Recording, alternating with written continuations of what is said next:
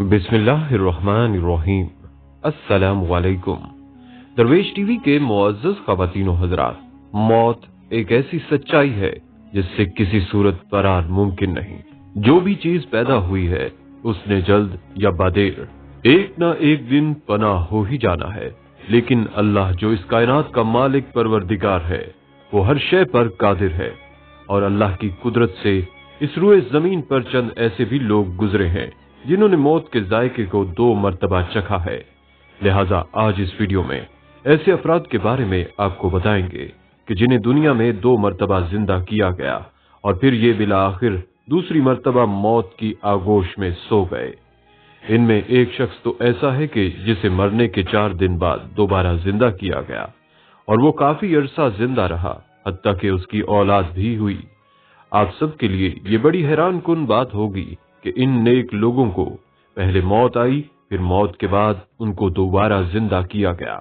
Video में आपको ये भी बताएंगे कि ऐसी क्या वजह बनी थी कि मरने के बाद इन नेक लोगों को दोबारा जिंदा किया गया। नाज़रीन, दुनिया में पहली मर्तबा मरने के बाद फिर दोबारा जिंदा हो जाने का ये वाकया यूं बयान किया जाता है कि कुरान मजीद के मुताबिक अल्लाह ताला ने हजरत ईसा अलैहिस्सलाम को मुर्दों को जिंदा कर देने के मौजे से नवाजा था, लेकिन इंजील और बाज इस्लामी रिवायात में इन मुर्दों के नाम भी मिलते हैं कि जिन्हें हजरत ईसा अलैहिस्सलाम ने मरने के बाद दोबारा जिंदा किया। उनमें सबसे पहला और मशहूर शख्स आजर था।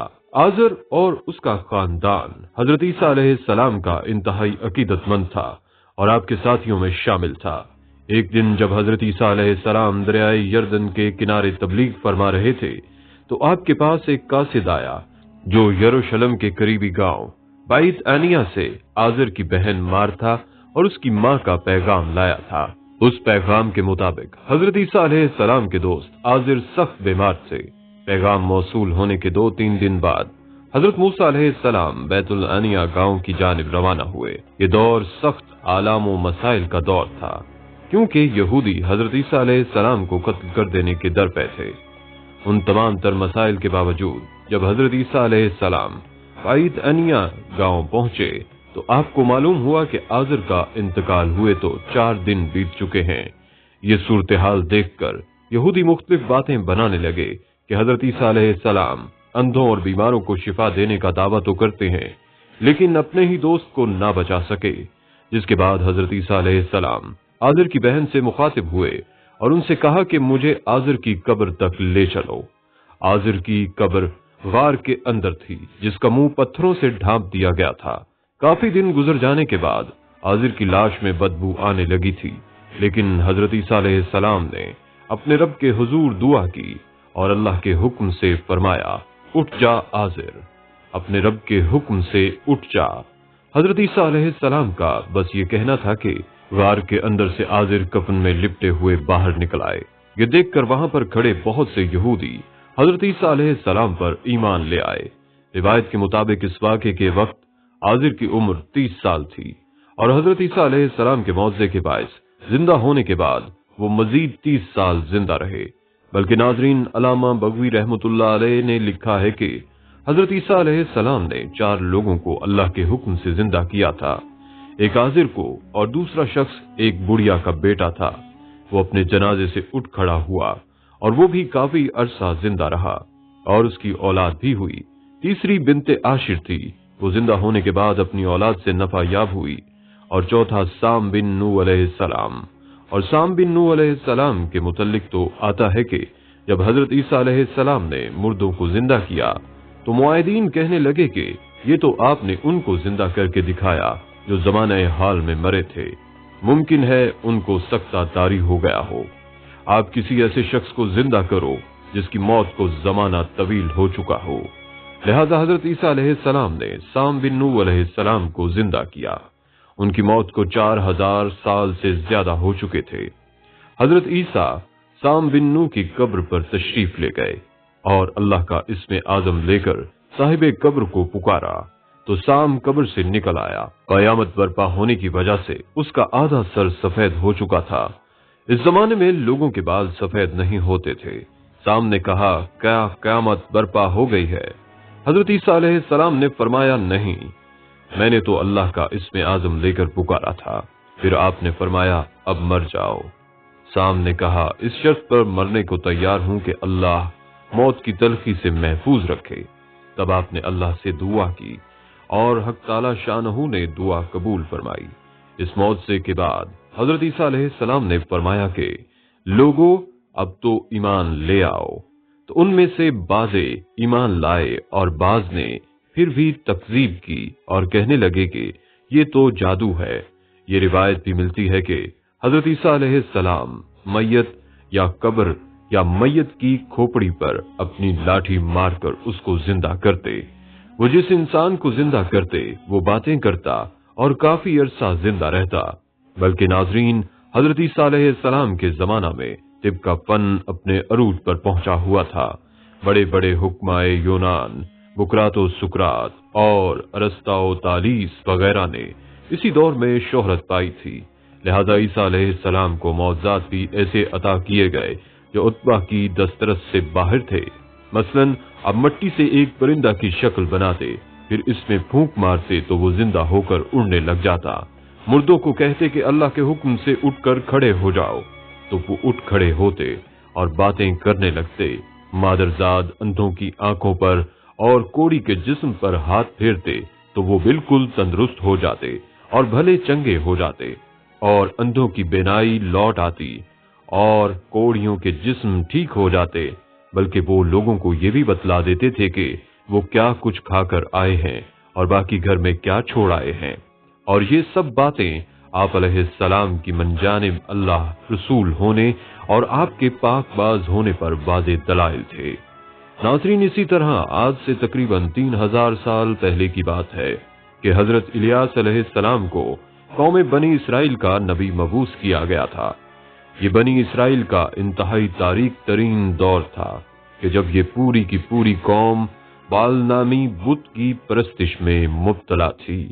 इन गुनाहों की पैदाइश में अल्लाह ताला ने अपने नबी हजरत इलियास अलैहिस्सलाम के जरिए कौम बनी इसराइल के बादशाह एक को तो ये पैगाम भेजा कि उसके मुल्क में अगले कुछ सालों तक पानी का एक कतरा भी नहीं बरसेगा और ये लोग कहत का शदीद शिकार हो जाएंगे।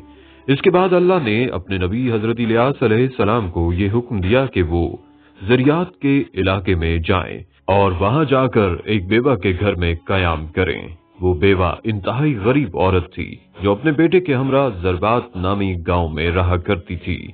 उसने अपनी तंगदस्ती और गुर्बत के बावजूद नबी हजरत इलियास अलैहिस्सलाम की मेजबानी की और उनको रोटी और पानी मुहैया किया। अलबत्ता ये औरत अल्लाह की तरफ से एक और आजमाइश में मुब्तला की गई।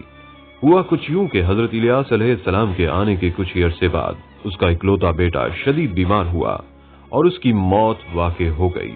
उस बेवा ने अपने बेटे की मौत का जिम्मेदार हजरत इलियास अलैहिस्सलाम को ठहराया और उनसे कहा, आपके आने के बाद ही मुझ पर गमों का ये पहाड़ टूटा है। हजरत इलियास अलैहिस्सलाम ने उस बेवा औरत की जब ये हालत देखी तो आपको शदीद सदमा हुआ।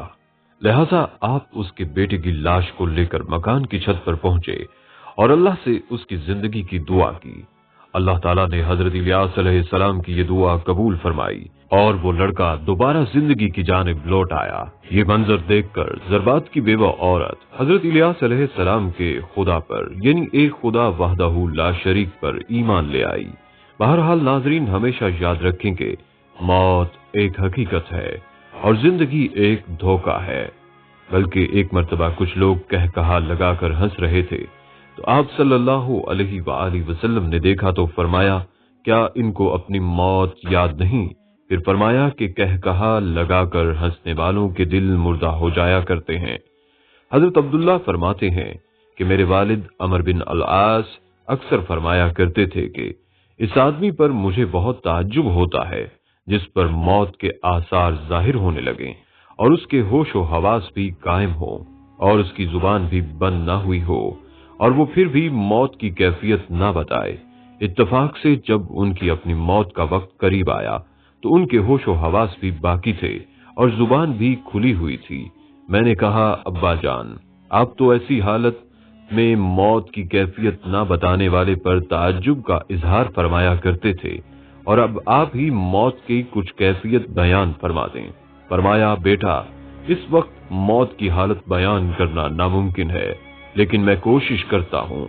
और फरमाया, अल्लाह की कसम, ऐसे मालूम हो रहा है कि जैसे मेरे कंधों पर पहाड़ रखा हुआ है और मेरी रूह सुई के नाके में से निकल रही है और मेरे पेट में कांटे भरे हुए हैं और यूं लगता है कि आसमान और जमीन दोनों आपस में मिल गए हैं और मैं उनके दरमियान दबा हुआ हूँ। अल्लाह अकबर। मेरे प्यारे भाइयों और मेरी बहनों, उस जात की तरफ जल्द पलट आएं जो पैदा करने, खिलाने, सुलाने और मारने पर कादिर है। तब बहन भाई दुआ कीजिए कि अल्लाह ताला का बेइंतहा शुक्र एहसान है कि जिसने अपने फजल से हमें इस्लाम और ईमान से नवाजा और जुमला अंबिया और रुsul पर ईमान रखना नसीब फरमाया। ऐ प्यारे अल्लाह पाक, हमें अपने नबी मोहम्मद सल्लल्लाहु अलैहि वसल्लम का सच्चा पक्का उम्मती होना नसीब फरमा दीजिए और मौत के वक्त कामिल ईमान पर मौत नसीब फरमा दीजिएगा। आमीन या रब्बुल आलमीन।